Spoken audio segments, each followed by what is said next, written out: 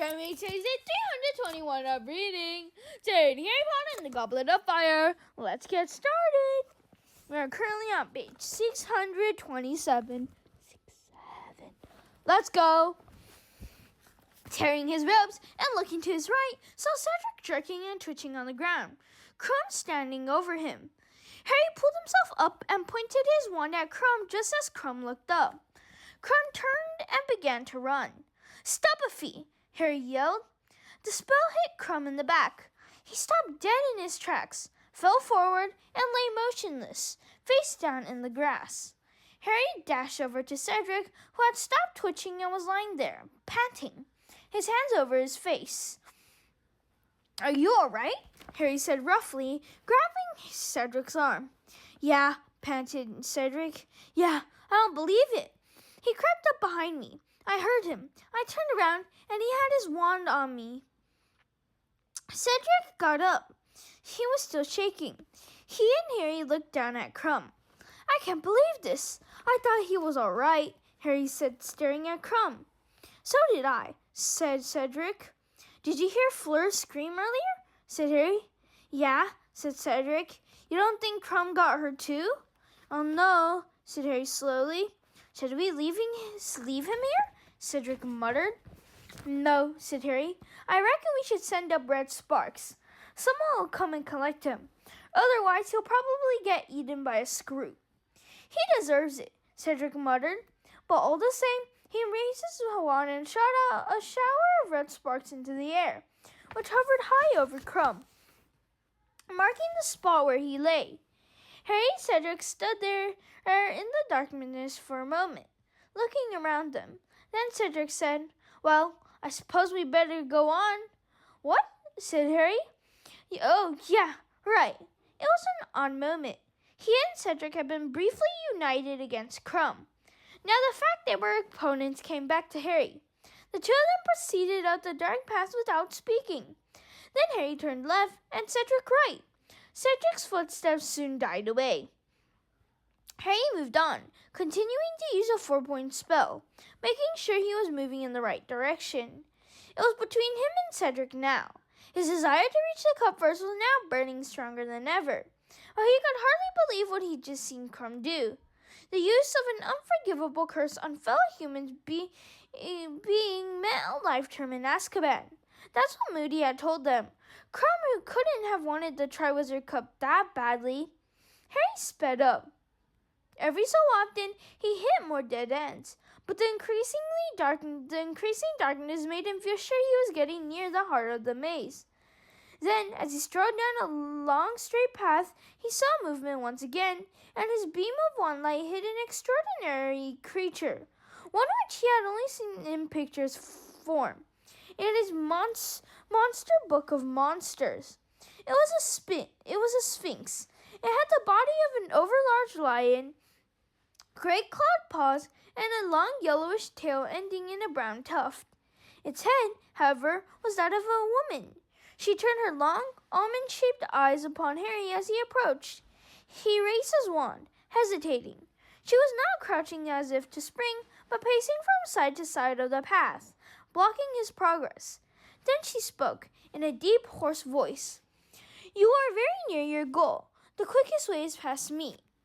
So will you move, please?" said Harry, knowing what the answer was going to be. "No," she said, continuing to pace. "Not unless you can answer my riddle. Answer on your first guess, I let you pass. Answer wrongly, I attack. Remain silent, I will let you walk away from me unscathed." Harry's stomach slipped several notches. It was Hermione who was good at this sort of thing, not him. He weighed his chances. If the riddle was too hard, he could keep silent, get away from the Sphinx unharmed, and try and find an alternative route to the center. "Okay," he said. "Can I hear the riddle?" The Sphinx sat down upon her hind legs in the middle of the path and recited, "The first think of a person who lives in disguise, who deals in secrets and tells not lies. Next, tell me what's always the last thing to mend, the middle of the middle, and end of the end." and finally give me the sound often heard during the search for a hard-to-find word. Now string them together and answer me this. Which creature would you be unwilling to kiss? Harry gaped at her. Can I have it again? More slowly? He said tentatively. She blinked at him, smiled, and repeated the poem. All the clues add up to a creature I wouldn't want to kiss? Harry asked. She merely smiled her mysterious smile. Harry took that for a yes. He cast his mind around. There were plenty of animals he wouldn't want to kiss. His immediate thought was black-scented Scrooge, but something told him that wasn't the answer. He had to try and work out the clues. A person in disguise, Harry muttered, staring at her. What lies? That'd be an imposter. No, that's not my guess. A spy? I'll come back to that. Could you give me the next clue again, please? She repeated the next lines of the poem. The last thing to mend. No idea. Middle of the middle. Could I have that last bit again? She gave him the last 4 lines. The sound often heard during the search for a hard-to-find word, said Harry. That'd be Hang on. Er's a sound. Spy, Spy, said Harry, pacing up and down. A creature I wouldn't want to kiss. A spider. The Sphinx smiled more broadly. She got up, stretched her front legs, and then moved aside for him to pass. Thanks, said Harry, and, amazed at his own brilliance, he dashed forward. He had to be close now. He had to be. His wand was telling him he was bang on course. As long as he didn't meet anything too horrible, he might have a chance. Harry broke into a run. He had a choice of paths up ahead. Point me, he whispered again to his wand, and it spun around and pointed him to the right-hand one. He dashed up this one and saw light ahead. The Triwizard Cup was gleaming on a plaint 100 yards away. Suddenly, a dark figure hurtled out onto the path in front of him.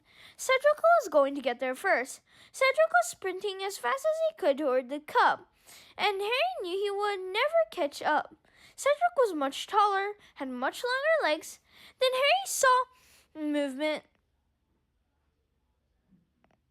along a path that intersected with his own. It was moving so fast Cedric was about to run into it, and Cedric, his eyes on the cup, had not seen it. Cedric! Harry bellowed. On your left! Cedric looked around just in time to hurl himself past the thing and avoid colliding with it. But in his haste, he tripped. Harry saw Cedric's wand fly out of his hand as a gigantic spider stepped into the path and began to bear down upon Cedric. Stop a fee! Harry yelled. The spell hit the spider's gigantic hairy black body, but for all the good it did, he might as well have thrown a stone at it. The spider jerked, scuttled around, and ran at Harry instead. Stop a fee! Impedimenta! Stop a fee! But it was no use. The spider was either so large or so magical that the spells were doing no more than aggravating it. Harry had one horrifying glimpse of 8 shining black eyes and a razor-sharp pincers before it was upon him. He was lifted into the airs in his front legs, struggling madly. He tried to kick it. His legs connected with the pincers, and next moment he was in excruciating pain. He could hear Cedric. Thank you, everyone. That's all for today. Bye. See you tomorrow. Tomorrow we're going to be page 632. Bookmark. Peace out. Bookmark, close. Peace out.